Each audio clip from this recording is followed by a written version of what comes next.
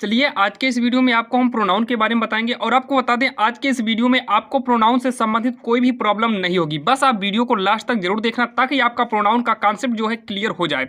यहाँ पर ध्यान से देखिएगा, प्रोनाउन के सबसे पहले हम जान लेते हैं आखिर प्रोनाउन की परिभाषा क्या होती है। यहाँ पर देखिए उदाहरण एग्जाम्पल सारे के सारे चीज़ को बताएंगे। पहले हम डिफिनीशन को देख लेते हैं। तो डिफिनीशन होगी pronoun is a word which is used in place of a noun. ये है इंग्लिश में इसकी परिभाषा।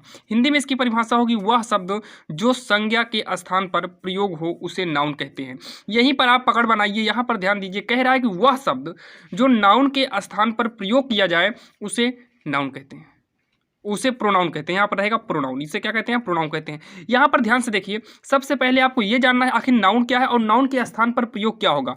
और नाउन आपको बता दें, नाउन जो है NOUN, ये नाउन जो है किसी का नाम हो सकता है। नाउन जो है किसी का नाम हो सकता है, यानी कि किसी के नाम के स्थान पर जो भी वर्ड यूज किया जाए उसे हम बोलते हैं प्रोनाउन।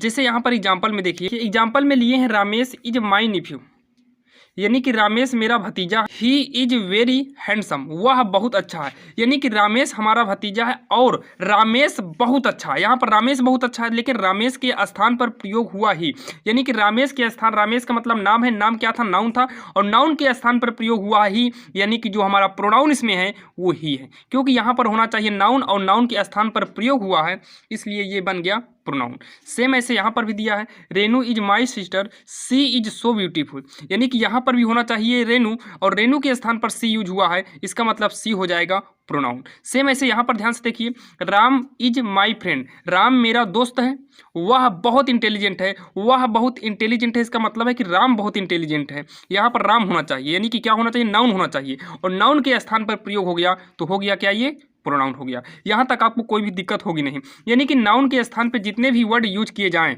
वही वर्ड हो जाते हैं प्रोनाउन। आपको बता दें प्रोनाउन जो है ये टोटल 8 प्रकार के होते हैं। प्रोनाउन जो है टोटल 8 प्रकार के होते हैं। ध्यान से देखिएगा, नंबर 1 होता है पर्सनल प्रोनाउन। अब यहाँ पर देखिए आखिर पर्सनल प्रोनाउन की हिंदी क्या है, तो आपके सामने लिखा हुआ है पुरुषवाचक सर्वनाम होता है।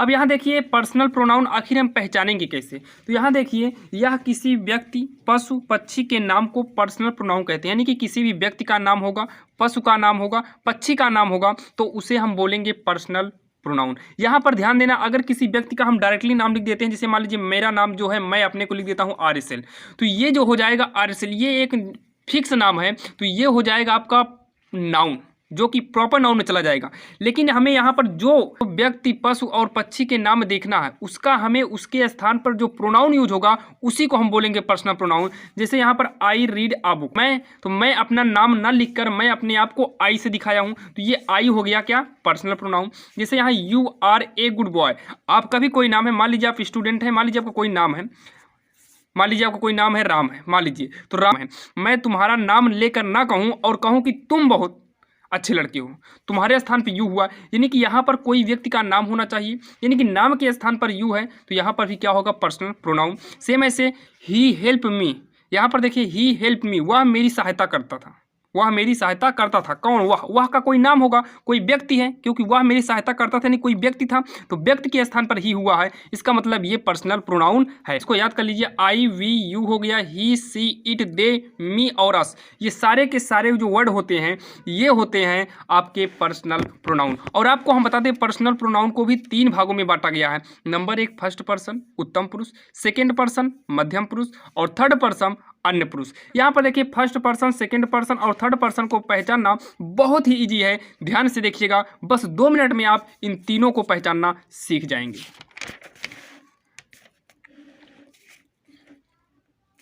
यहाँ पर देखिए जैसे नंबर 1 दिया है फर्स्ट पर्सन, तो फर्स्ट पर्सन का मतलब है बात करने वाला फर्स्ट पर्सन होता है। जैसे कोई बात कर रहा है तो फर्स्ट पर्सन, मैं आपसे बात कर रहा हूँ, कौन? मैं, तो मैं बात कर रहा हूँ यानी कि आई फर्स्ट पर्सन। हम बात कर रहे हैं आपसे, हम, तो हो गया वी फर्स्ट पर्सन। बस आई का मतलब है मैं अकेले आपसे बात करूंगा, वी का मतलब है हम कई लोग मिलकर आपसे बात करेंगे या किसी से भी बात करेंगे। मान लीजिए आप ही किसी से बात करेंगे तो आप अपने आप को मैं बोलोगे कि नहीं, यानी कि आई बोलोगे।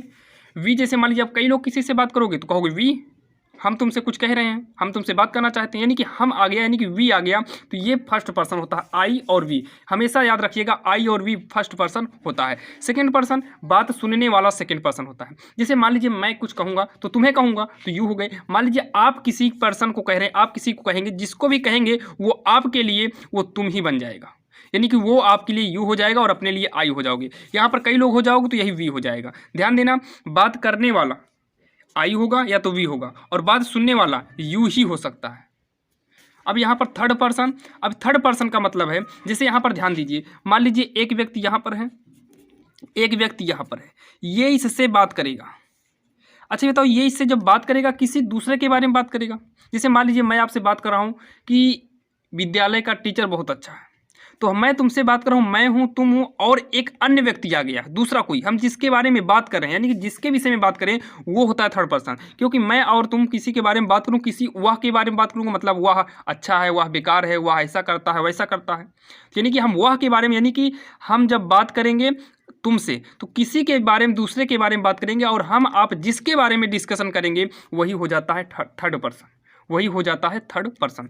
जैसे हम आपसे बात करेंगे तो वह के बारे में बात करेंगे कि वह कैसा है, कैसा नहीं। अगर लड़का होगा तो ही, लड़की होगा तो सी हो जाएगा। और मान लीजिए हमारे सामने ये पेन है, मैं आपको इस पेन के बारे में, मैं और तुम बात करने वाले हैं, तो इस पेन के बारे में बात करेंगे, कहेंगे यार इस कलर का चलता है, या स्केच है, इससे मैं ये करता हूँ, वीडियो बनाता हूँ, ये सारी चीज़ें हम डिस्कसन करेंगे। तो यानी कि ये इट माने यह हो गया, ये भी हमारा हो जाता है थर्ड पर्सन। हम कहेंगे वे ऐसा है, वे स्कूल नहीं जाता है, तब दे हमारा हो जाएगा थर्ड पर्सन। दियर हो गया, हिज हो गया, हिम हो गया, हर हो गया। जैसे कह दूँ मैं कि या उसकी पेन है, कह सकता हूँ ना मैं, यहाँ उसकी पेन है, या उसकी कापी है जिसमें मैं लिख रहा हूँ, तो उसकी अगर लड़के के लिए होगा तो हिज, और लड़की के लिए होगा तो हर। और जिसमें लड़के और लड़की को डिसाइड ना किया जाए तो उस कंडीशन में हम हिम कर सकते हैं। अक्सर लड़कों के लिए हिम भी प्रयोग किया जा सकता है। तो इस कंडीशन में यानी कि हम और आप बात करें, जिसके बारे में बात करेंगे वही होगा थर्ड पर्सन। आपको बिल्कुल आसान तरीके से मैंने बताने का पूरा प्रयास किया है। आशा करता हूँ साथियों आपको समझ में आया होगा। और आपको बता दें, जो ये पहला था पर्सनल प्रोनाउन हमने आपको बता दिया। अब इसके आगे का जो 7 बचा है आपको नेक्स्ट वीडियो में कंप्लीट आपको हम बता देंगे। ध्यान देना, उस वीडियो को आप जरूर देखिएगा, डिस्क्रिप्शन में लिंक दे देंगे, उसके जरिए से आप जरूर देखिएगा। अगर आप इस चैनल पर नए हैं, आपको इंग्लिश पढ़ना है, आपको इंग्लिश ग्रामर को सीखना है, तो इस चैनल को ज्वाइन कर लीजिए, सब्सक्राइब कर लो, ताकि हम जितने भी वीडियो अपलोड करें वो सबसे पहले आपको मिले। चलिए अब आपको मिलेंगे नेक्स्ट वीडियो में।